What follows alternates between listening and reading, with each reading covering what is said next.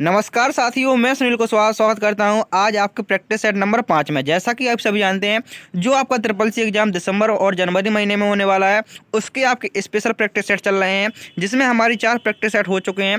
और जो आज आपका प्रैक्टिस सेट नंबर होने वाला है, वो होने वाला है प्रैक्टिस सेट नंबर 5। यहाँ पर हम अपने वो इंपॉर्टेंट क्वेश्चन कवर करते हैं जो आपके ट्रिपल सी एग्जाम के लिए बहुत इंपॉर्टेंट होते हैं। यदि आपने पिछले वीडियो नहीं देखे हैं तो आप इस वीडियो के बाद वो वीडियो देख सकते हैं। वो आपके ट्रिपल सी एग्जाम के लिए बहुत इंपॉर्टेंट होंगे।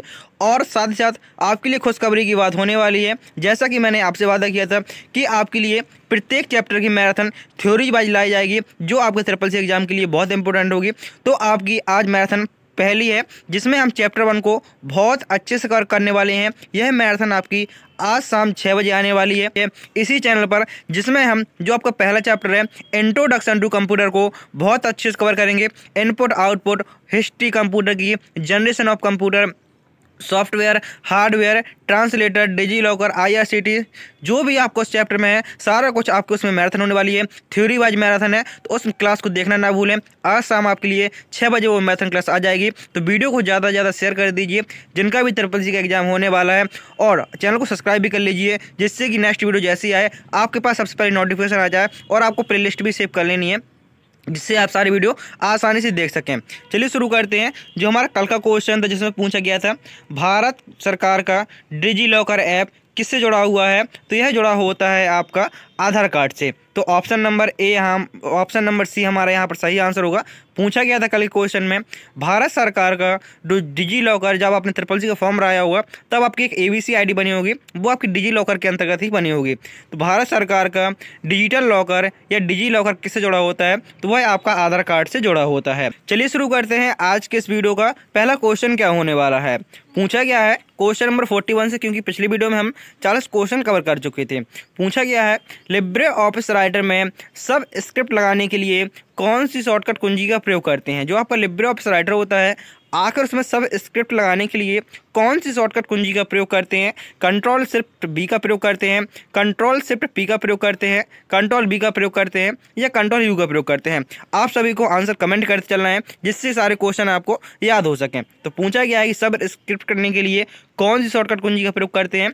लिब्रे ऑफिस राइटर में सब स्क्रिप्ट करने के लिए control plus shift plus B का प्रयोग करते हैं। जी, आखिर सब स्क्रिप्ट होता क्या है, तो आप देखेंगे जैसे आपके कुछ फॉर्मूले होते हैं, जैसे आपका लाइन के हल्के नीचे लिखे होते हैं अक्षर, तो लाइन के नीचे अक्षर लिखने के लिए किसका प्रयोग करते हैं, सब स्क्रिप्ट का प्रयोग करते हैं। और लाइन के हल्के ऊपर लिखने के लिए अक्षर को, वो होता है सुपर स्क्रिप्ट, जिसकी शॉर्टकट कुंजी होती है control plus shift plus P. जैसे आपका सीधे सीधे कहने मतलब है, जैसे आपका केमिस्ट्री होती है, केमिस्ट्री में सारे अक्षर कहाँ होते हैं, हल्के नीचे होते हैं, तो वो आपको क्या हो जाएगा, वो आपका सब स्क्रिप्ट हो जाएगा। और जैसे आप मैथ में देखेंगे, आपके स्क्वायर लगे होते हैं, ऊपर क्यू लगे होते हैं, घास लगी होती है, तो वो होता है सुपर स्क्रिप्ट। तो आपसे कोई पूछे सब स्क्रिप्ट एंड सुपर स्क्रिप्ट, तो शॉर्टकट की जरूर याद रखेंगे। कंट्रोल बी से होता है बोल्ड, और कंट्रोल यू से होता है अंडरलाइन। तो उम्मीद करता हूं कि आपको चारों शॉर्टकट की बहुत अच्छे से याद हो गई होंगी। कमेंट में जरूर करते चलिएगा, जिससे कि आपको सारे क्वेश्चन आपको बहुत अच्छे से याद हो सकें। अगले क्वेश्चन में पूछा गया है साइबर सिक्योरिटी में man in the middle attack क्या। जो साइबर सिक्योरिटी होती है, आकर उसमें man in the middle attack क्या होता है। तो साइबर सिक्योरिटी में man in the middle attack होता है, वो होता है आपका सेंडर और रिसीवर के बीच डेटा को इंटरसेप्ट करना। मतलब कहने का, जो आपका किसी को मैसेज भेज रहे हैं और जो रिसीव कर रहा है उसके भी जो आपका डेटा है उनको इंटरसेप्ट करना, ये किसका कार्य होता है। तो साइबर सिक्योरिटी में man in the middle attack का ये कार्य होता है। अगले क्वेश्चन में पूछा गया है question number 43। Libre office writer में आपके सामने एक फंक्शन दिया हुआ है और लिखा हुआ है यहाँ पर इंट। इंट का मतलब होता है इंटीजर। इंटीजर मतलब आपको सिर्फ पूरी वैल्यू देगा। जैसे आप देखेंगे यहाँ पर लिखा हुआ है इंट लिखा हुआ है, 12.98 लिखा हुआ है, तो सिर्फ इंटीजर वैल्यू में क्या देगा, तो इंटीजर वैल्यू में आपका 12 देगा। क्योंकि आप देखेंगे सिर्फ हमें दशमलव के बाद की संख्या नहीं चाहिए, दशमलव के पहले की संख्या चाहिए। तो दशमलव के पहले क्या है हमारा, दशमलव के पहले 12 है, पीछे वाले से हमें कोई मतलब नहीं होता है, इसमें सिर्फ हमें आगे वाले से मतलब होता है। तो यहाँ पर आपका ऑप्शन नंबर बी सही आंसर होगा। अगले क्वेश्चन में पूछा गया है भारत सरकार की भारत इंटरफेस फॉर मनी। सबसे पहले आप फुल फॉर्म याद रखेंगे। आपसे एक फुल फॉर्म काफ़ी बार पूछा जा चुका है, और आपकी एग्जाम में पूछा जा सकता है कि भीम का फुल फॉर्म क्या होता है। जो BHIM होता है, तो भीम का फुल फॉर्म होता है Bharat interface for money. Bhim का फुल फॉर्म क्या होता है, तो भीम का फुल फॉर्म होता है भारत इंटरफेस फॉर मनी। आखिर भीम को किस संस्था ने विकसित किया? जो भीम ऐप है आखिर इसको किस संस्था द्वारा विकसित किया गया है? क्या इसको आरबीआई द्वारा विकसित किया गया है? तो नहीं। आरबीआई की फुल फॉर्म क्या होती है? तो आरबीआई की फुल फॉर्म होती है रिजर्व बैंक ऑफ इंडिया। इसको विकसित किया गया है एनपीसीआई द्वारा। जो भीम ऐप है इसको किस संस्था ने विकसित किया है? तो इसको एनपीसीआई द्वारा विकसित किया गया है। एनपीसीआई की फुल फॉर्म होती है national payment corporation of India. याद रखेंगे, एनपीसीआई की फुल फॉर्म होती है national payment corporation of India. Next question पूछा गया है लिब्रे ऑफिस इम्प्रेस में स्लाइड मास्टर किस मेन्यू में मिलता है? जो लिब्रे ऑफिस इम्प्रेस होता है आखिर उसमें जो स्लाइड मास्टर होता है आखिर वो किस मेन्यू में मिलता है? फॉर्मेट मेन्यू में, व्यू मेन्यू, इंसर्ट मेन्यू या टूल्स मेन्यू? पूछा गया है जो लिब्रे ऑफिस इम्प्रेस में स्लाइड मास्टर होता है आखिर वो किस मेन्यू में मिलता है? तो लिब्रे ऑफिस इम्प्रेस में जो आपका स्लाइड मास्टर होता है वह आपका व्यू मेन्यू में मिलता है।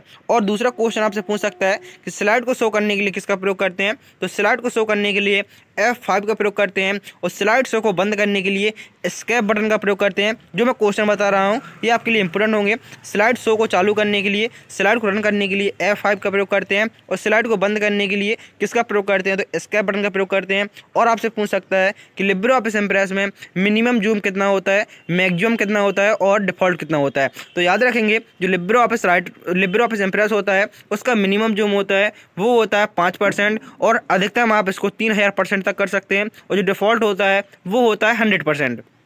और इसका जो ओरिएंटेशन होते हैं वो दो प्रकार के होते हैं। जो ओरिएंटेशन होते हैं कितने प्रकार के होते हैं? तो ओरिएंटेशन दो प्रकार के होते हैं, एक होता है पोर्ट्रेट और दूसरा होता है लैंडस्केप।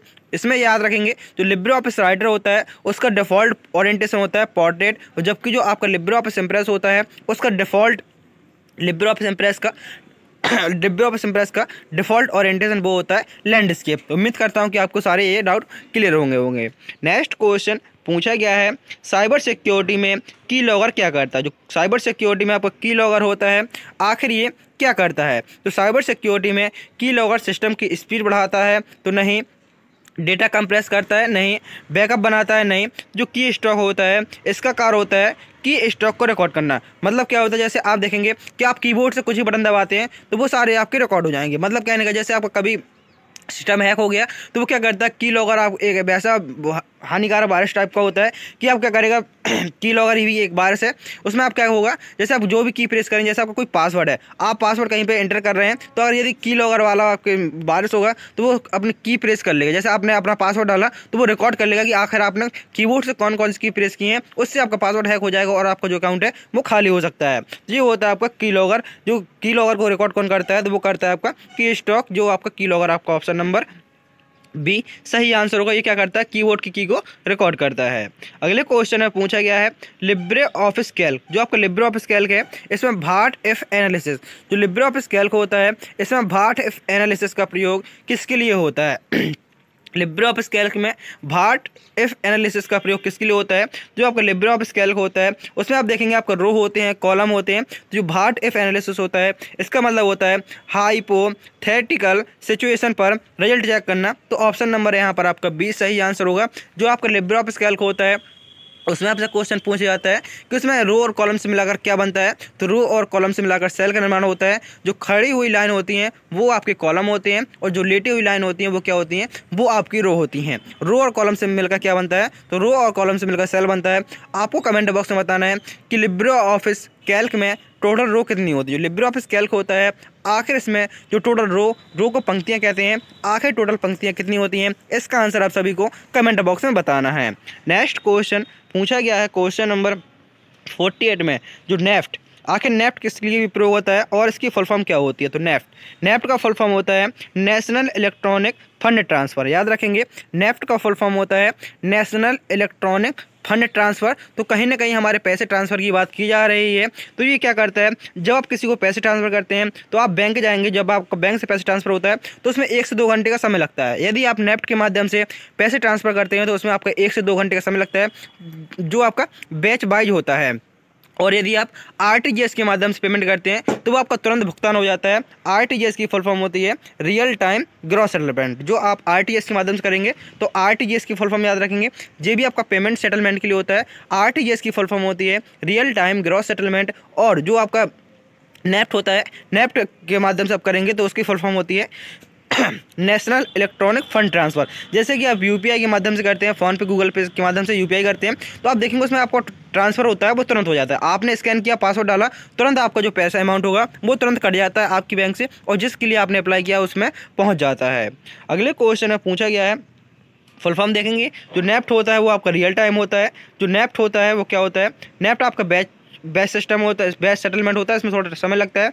जो आपका आरटीएस होता है ये आपका रियल टाइम होता है, वास्तविक समय में। और जो आपका आईएमपीएस और यूपीआई होता है ये इंस्टेंट होता है। जैसे ही आपने इंस्टेंट मतलब होता है जैसे आपने किया, आपने पासवर्ड डाला और आपने वो ब्लू टिक होता है उस पर जैसे ही प्रेस किया, नीला टिक होता है उस पर जैसे ही टिक किया तो तुरंत आपका पैसा कट जाता है, इंस्टेंट मतलब तुरंत के तुरंत। और जो आपका आरटीएस होता है ये आपका रियल टाइम होता है, मतलब जैसे आपने किया थोड़े 2-4-5 सेकंड लगेंगे, ये आपका रियल टाइम होता है, तुरंत तुरंत।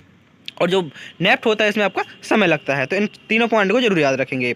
अगले क्वेश्चन में पूछा गया है, लिब्रे ऑफिस राइटर में थिसोरस का प्रयोग किसके लिए होता है। जो लिब्रे ऑफिस राइटर होता है आखिर इसमें जो थिसोरस होता है उसका प्रयोग किसके लिए होता है। तो लिब्रे ऑफिस राइटर में जो थिसोरस होता है क्या उसका प्रयोग सिनोनिम्स और एंटोनिम्स को देखने के लिए होता है, वर्ड काउंट करने के लिए होता है, ग्रामर चेक करने के लिए, या ट्रांसलेशन करने के लिए। तो जो आपका लिब्रे ऑफिस राइटर होता है उसमें जो आपका थिसोरस का ऑप्शन होता है उसका कार्य होता है सिनोनिम्स और एंटोनिम्स के देखने के लिए।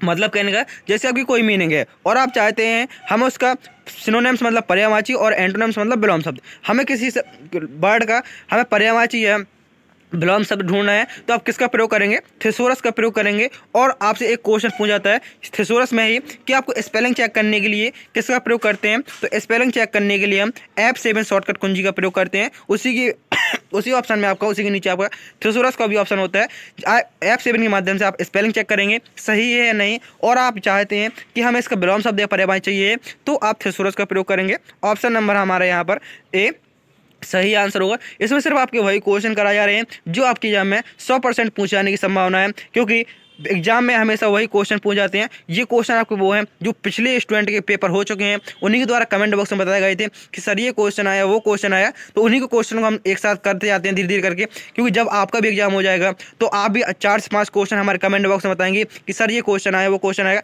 तो यही क्वेश्चन होते हैं जो आपके एग्जाम में काफ़ी बार पूछ जा चुके हैं, क्योंकि हम लोग पेपर देने तो जाते नहीं हैं, लेकिन आप ही के द्वारा जो क्वेश्चन बताए जाते हैं 4 से 5 क्वेश्चन, आप भी जब पेपर देके आइएगा तो ज़रूर कमेंट बॉक्स में बताइएगा सर क्या क्वेश्चन फंसे हैं, और ज़रूर क्योंकि आपके द्वारा ही सपोर्ट जो आपके पिछले भाइयों का पेपर हो चुका है, बहनों का पेपर हो चुका है, उन्हीं के द्वारा बताया गया है, तो आपकी हेल्प हो रही है। जब आपका एग्जाम हो जाएगा तो आप बताएंगे तो जो आगे बच्चों के पेपर होने वाले उनकी हेल्प होगी। तो ये अपना कर्तव्य समझें और अपना तैयारी को बहुत अच्छे से करते रहें, क्योंकि आपके पास अभी पर्याप्त समय बचा हुआ है। जो आपके पास अभी सीधे सीधे कहने का मतलब 20 दिन है, क्योंकि आज आपकी तारीख 2 नवंबर हुई है और आपका एग्जाम 21 नवंबर को होने वाला है। 21 को हो सकता है, 22 को हो सकता है, क्योंकि आपको 16 तारीख को आपको डेट पता चल जाएगी, क्योंकि एडमिट कार्ड की डेट तो 15 नवंबर है, लेकिन 15 को तो नहीं आएगा, शायद 16 को आपका एडमिट कार्ड आएगा।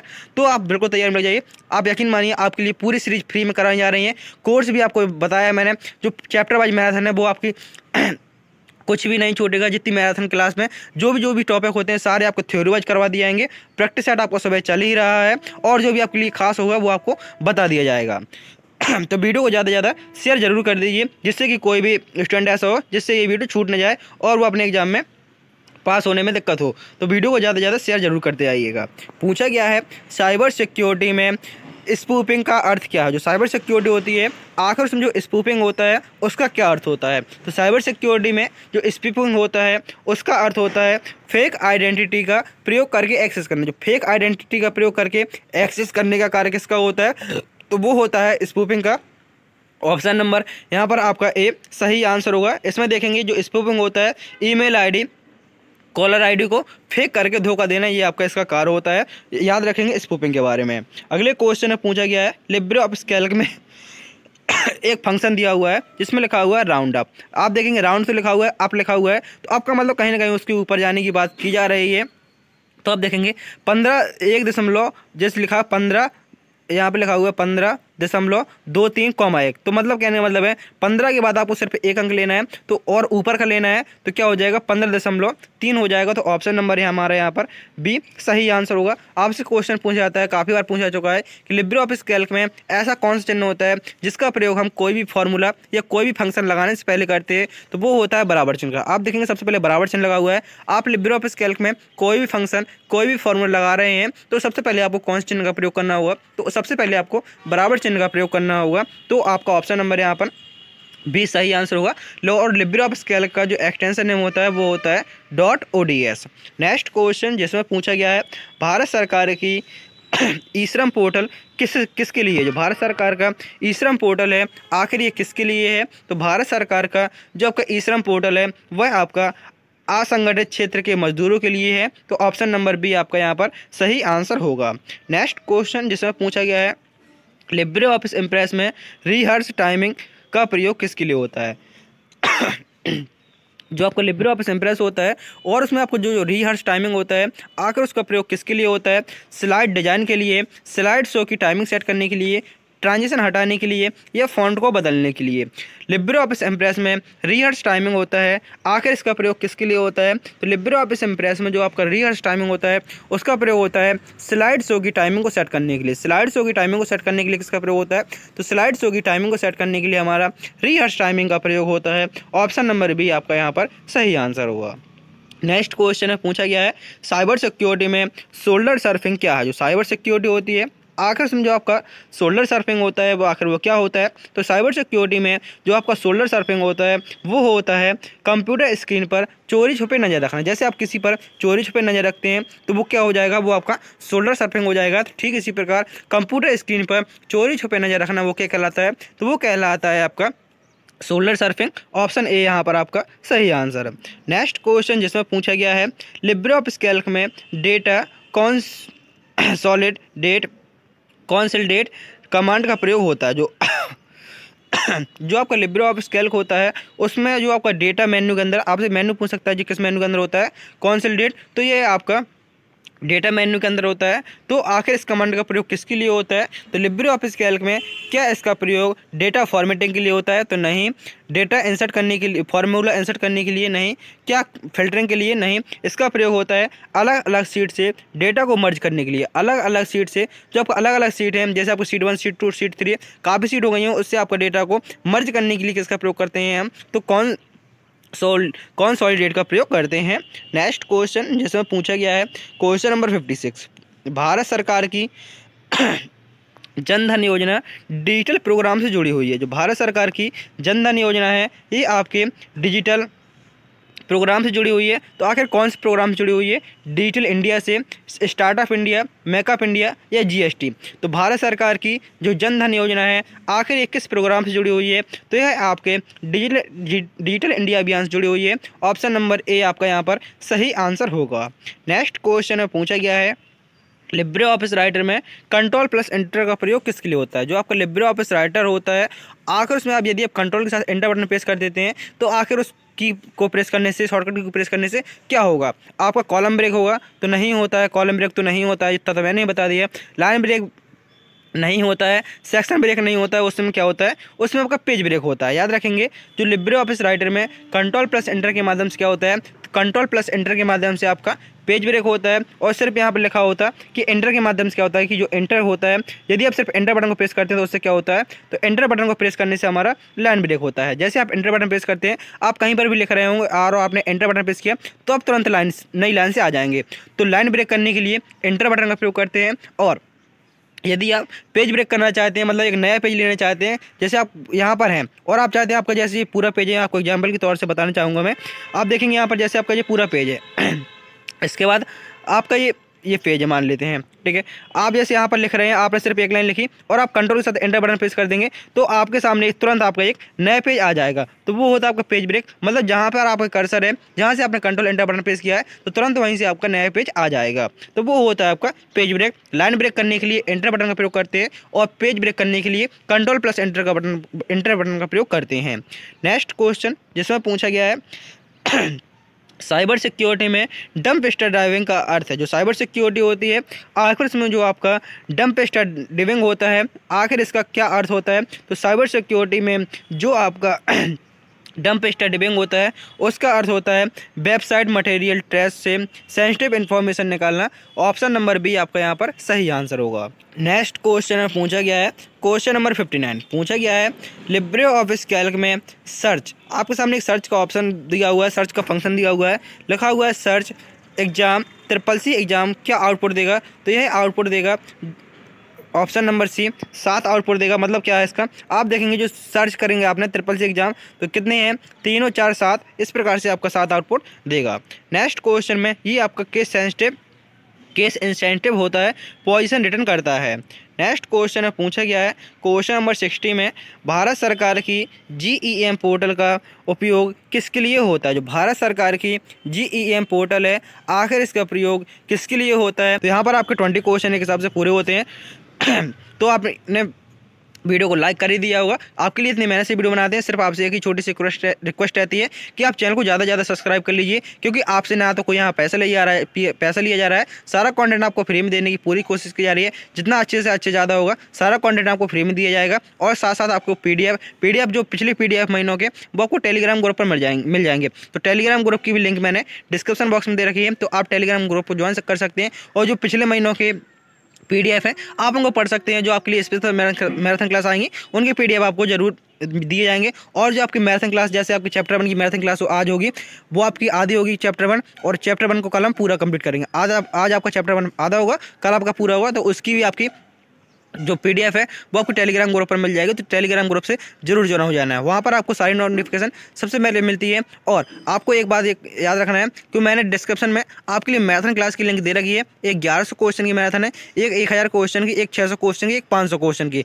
तो आपको उन मैराथन क्लास को जरूर कर लेना है। आपके पास अभी 20 दिन का समय बचा हुआ है, कम समय भी है, तो आप उन मैराथन क्लास को कर सकते हैं। 3-3 4-4 घंटे की मैराथन क्लास है, आप एक दिन में एक मैराथन क्लास निपटाइए। उसमें आपके सारे चैप्टर के इंपॉर्टेंट क्वेश्चन सारे करवाए गए हैं, वो आपके लिए काफ़ी इंपॉर्टेंट होंगे।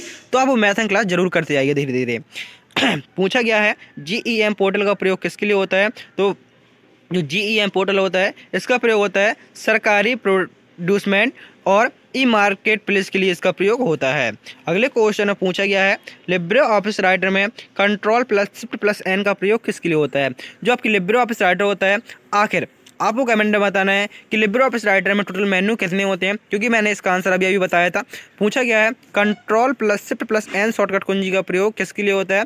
लिब्रे ऑफिस राइटर में जो Ctrl+Shift+N शॉर्टकट कुंजी होती है इसका प्रयोग होता है डिफ़ॉल्ट पैराग्राफ स्टाइल लागू करने के लिए। इसमें क्या होगा, आप जाएंगे, आपको यहाँ पे पहले से पेज बने मिल जाएंगे, तो आप उनको आप यहाँ से लागू कर सकते हैं। सिर्फ आपको वहाँ पर एडिट करना होगा, और सारे पेज हैं वो आपको पहले से काफ़ी, जैसे आप चाहते हैं कि हमें ज़्यादा टाइम नहीं है, हमें कोई फॉर्मेट मिल जाए बना हुआ, तो हम वहाँ से उसको सिर्फ एडिट करें और उसको अपना पोस्ट में या डॉक्यूमेंट में अपना उसको क्रिएट कर लें। तो वो होता है आपका Ctrl+Shift+N की मदद से आप टेम्पलेट ले सकते हैं। वही आपका कहा गया है कि डिफ़ॉल्ट पैराग्राफ स्टाइल लागू करने के लिए।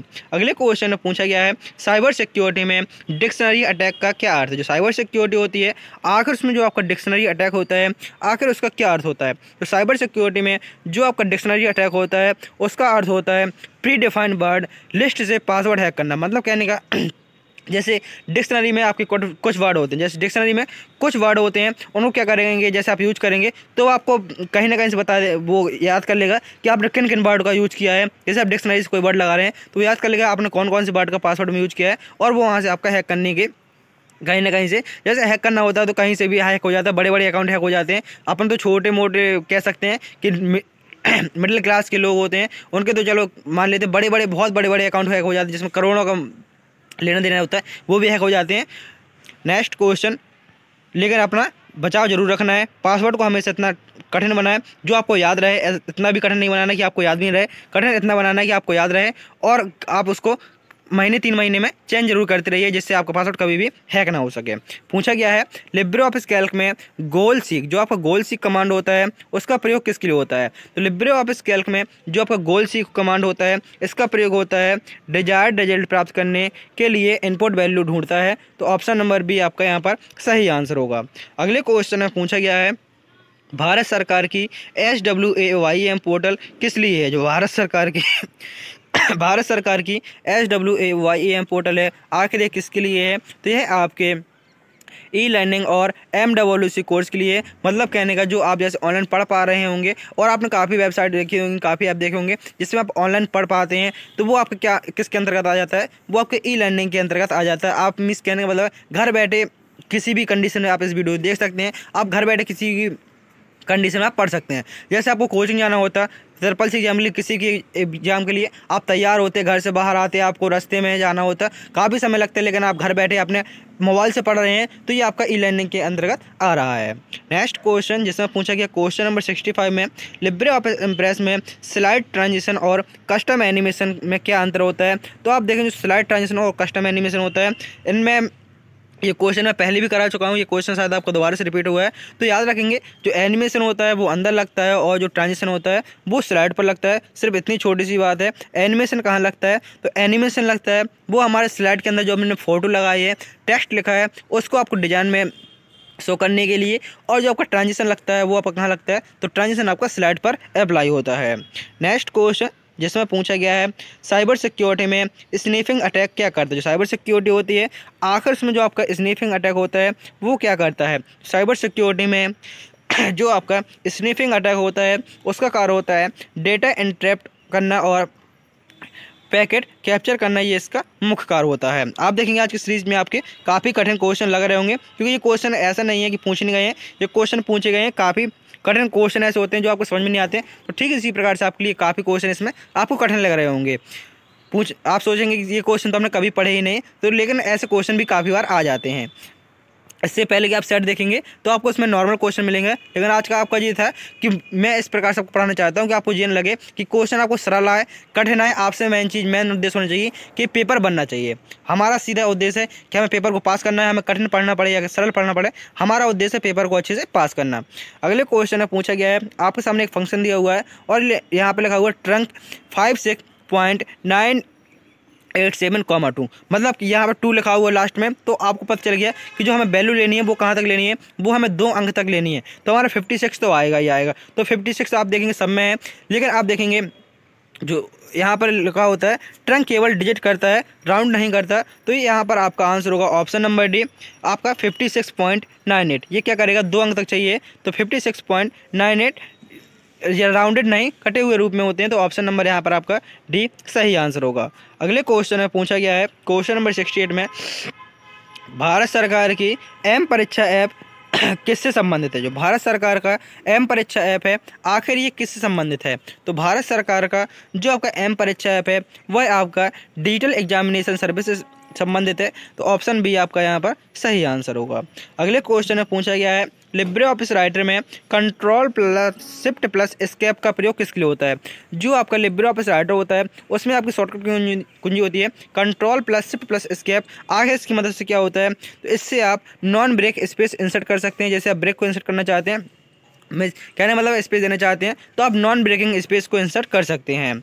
अगले क्वेश्चन में पूछा गया क्वेश्चन नंबर 70 में, साइबर सिक्योरिटी में डेनियल ऑफ सर्विस। सीधे सीधे आपसे क्वेश्चन पूछता है कि DOS की फुल फॉर्म क्या होती है? तो DOS की फुल फॉर्म याद रखेंगे कि जो DOS होता है उसकी फुल फॉर्म होती है डेनियल ऑफ सर्विस। DOS की फुल फॉर्म क्या होती है? तो DOS की फुल फॉर्म होती है डेनियल ऑफ सर्विस। तो साइबर सिक्योरिटी में जो DOS होता है इसका ये क्या होता है? तो ये आपका सर्वर को ओवरलोड करके सर्विस रोकना। जो क्या होगा, सर्वर को क्या होगा, जैसे आप कोई चीज़ यूज कर रहे हैं तो सर्वर को ओवरलोड कर देगा, और जो आप जैसे कोई वेबसाइट चला रहे हैं तो उसमें क्या करेगा, वो उसको सर्विस को रोक देगा। तो आप जैसे देखेंगे कोई वेबसाइट आपकी बहुत ज़्यादा लोड होने लगती है, बहुत ज़्यादा, जैसे आप सर्वर इकट्ठे बहुत, जैसे कोई भी रिजल्ट आता है, जैसे आपका भी रिजल्ट आएगा, आपके एडमिट कार्ड आएंगे, जैसे ही आएंगे आपको पता चला कि एडमिट कार्ड आ चुके हैं, सभी स्टूडेंट एक साथ जाएंगे और एडमिट कार्ड डाउनलोड करेंगे, वो आपकी वेबसाइट क्या होगी, रुक जाएगी, आपको डाउनलोड ही नहीं होगा, वो एरर मार देगा, क्योंकि उसमें एक साथ बहुत ज़्यादा लोग पहुंच जाते हैं, तो वो क्या होता है, वो आपका एक प्रकार से लोड हो जाता है, ये आपका ओवरलोड होता है।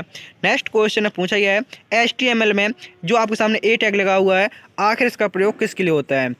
HTML की फुल फॉर्म होती है हाइपर टेक्स्ट मार्कअप लैंग्वेज। याद रखेंगे HTML की फुल फॉर्म क्या होती है? तो HTML की फुल फॉर्म होती है hyper text markup language.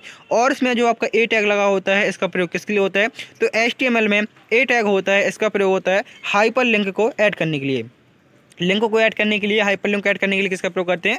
Hyper link add करने के लिए HTML में ए टैग का प्रयोग करते हैं। और आपको कमेंट में बताना है कि हाइपर लिंक करने के लिए कौन सी शॉर्टकट कुंजी का प्रयोग करते हैं। यदि हम लिब्रे ऑफिस राइटर में हाइपर लिंक करना चाहते हैं, आखिर उसके लिए हमें कौन सी शॉर्टकट कुंजी का प्रयोग करना होगा, तो इसका आंसर आप सभी को कमेंट बॉक्स में बताना है।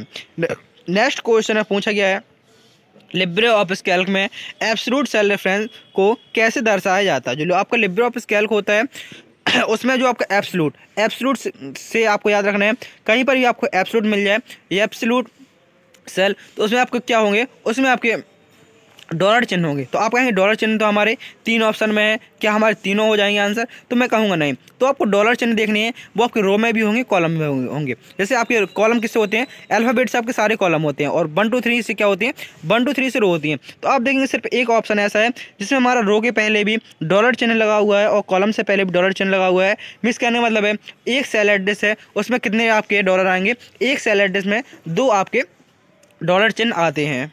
नेक्स्ट क्वेश्चन है पूछा गया क्वेश्चन नंबर 73 में IPv6 एड्रेस की कुल लंबाई कितनी होती है? जो आपका IPv6 एड्रेस होता है, आखिर इसकी लंबाई कितनी होती है? तो IPv6 की फुल फॉर्म याद रखेंगे, इंटरनेट प्रोटोकॉल वर्जन 6। IPv6 का फुल फॉर्म होता है internet protocol version 6।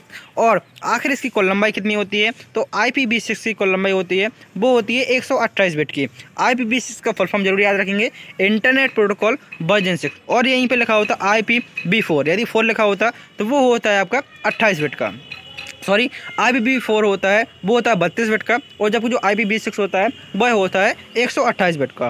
Next question में पूछा गया है, भारत में डिजिटल इंडिया अभियान की शुरुआत कब हुई? तो भारत में जो आपके डिजिटल इंडिया अभियान है, इसकी शुरुआत वर्ष 2015 में हुई। भारत में डिजिटल इंडिया अभियान की शुरुआत किस वर्ष हुई? तो वो हुई थी आपकी सन 2015 ईस्वी में। अगले क्वेश्चन में पूछा गया है, PDF का फुल फॉर्म क्या होता है? जो PDF होता है, आखिर इसका फुल फॉर्म क्या होता है? आपको किसी को फोटो भेजनी होती है तो आप कहते हैं हमें डॉक्यूमेंट भेज दीजिए, हमें कोई फाइल भेजनी है उसको कहते हैं PDF भेज दीजिए। तो आखिर PDF का फुल फॉर्म क्या होता है?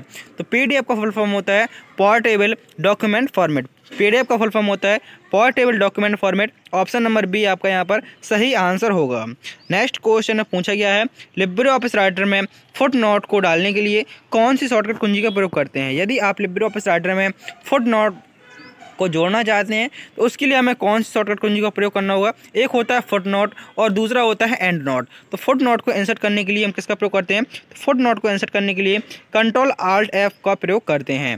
Next question number 77। Next question में पूछा गया है, SSL सर्टिफिकेट मुख्यतः किसके लिए प्रयोग होता है? जो आपका SSL सर्टिफिकेट है, आखिर इसका मुख्यतः प्रयोग किसके लिए होता है? तो SSL का फुल फॉर्म होता है सिक्योर्ड सॉकेट लेयर। और इस सर्टिफिकेट का प्रयोग किसके लिए होता है? तो कहीं ना कहीं सिक्योरिटी की बात की जा रही है, सुरक्षा की बात की जा रही है, तो आंसर होगा आपका सिक्योर डेटा ट्रांसमिशन के लिए SSL सर्टिफिकेट का प्रयोग होता है। नेक्स्ट क्वेश्चन में पूछा गया है, डिजिटल भुगतान में AEPS का फुल फॉर्म क्या है? जो डिजिटल भुगतान होता है उसमें जो आपका AEPS होता है, आखिर उसका फुल फॉर्म क्या होता है? तो डिजिटल भुगतान में जो आपका AEPS होता है उसका फुल फॉर्म होता है Aadhaar enabled payment system. AEPS का फुल फॉर्म क्या होता है? तो AEPS का फुल फॉर्म होता है Aadhaar enabled payment system. Option A यहाँ पर आपका सही आंसर होगा। नेक्स्ट क्वेश्चन पूछा गया है, भारत की पहली सुपर कंप्यूटर परियोजना CDEC ने किस प्रोग्राम से शुरू हुई थी? तो आप देखेंगे सीधे सीधा क्वेश्चन बनता है कि भारत का पहला सुपर कंप्यूटर कौन सा है? तो भारत का पहला सुपर कंप्यूटर परम 8000 है। आखिर इसको किस संस्था द्वारा बनाया गया था? किसके द्वारा बनाया गया था? इसको CDEC के द्वारा बनाया गया था। पूछा गया पहला सुपर कंप्यूटर परियोजना CDEC के किस प्रोग्राम से हुई थी? तो वो हुई थी आपकी परम 8000 से। और भारत में परम 8000 जो आपको सुपर कंप्यूटर है, इसका आविष्कार किया था विजय भाटकर पांडुरंग द्वारा, इसका आविष्कार किया गया था। और ये आपका लास्ट क्वेश्चन है, क्वेश्चन नंबर 80, जिसका आंसर आपको कमेंट बॉक्स में बताना है। पूछा गया है, लिब्रे ऑफिस इम्प्रेस में कस्टम एनिमेशन पैनल खोलने के लिए कौन से मेन्यू को खोला जाता है? इंसर्ट मेन्यू को, फॉर्मेट मेन्यू, स्लाइड शो या आपका टूल्स मेन्यू। तो इस प्रकार से यहाँ पर आपके 40 क्वेश्चन पूरे होते हैं। उम्मीद करता हूँ कि आपको वीडियो पसंद आया होगा। कमेंट बॉक्स में जरूर बताएं टोटल 40 क्वेश्चनों में से आपने कितने क्वेश्चनों के आंसर सही दिए हैं। वीडियो को ज़्यादा से ज़्यादा शेयर कर दीजिए और चैनल को सब्सक्राइब कर लीजिए। मैथन क्लास को जरूर देख लीजिए। आप देखेंगे यहाँ पर आपको सामने ही मैथन क्लास आ चुकी होंगी, तो आप इन मैथन क्लास को जरूर देख सकते हैं। मिलते हैं नेक्स्ट प्रैक्टिस सेट में। आज शाम आपके लिए जो मैथन क्लास होने वाली है, सबसे पहले उसमें मिलते हैं। और कल इसी टाइम, कल 9:30 बजे आपके इस वीडियो में मिलते हैं। थैंक यू, टेक केयर, अपनी तैयारी में लगे रहिए। जय हिंद, जय भारत, वंदे मातरम।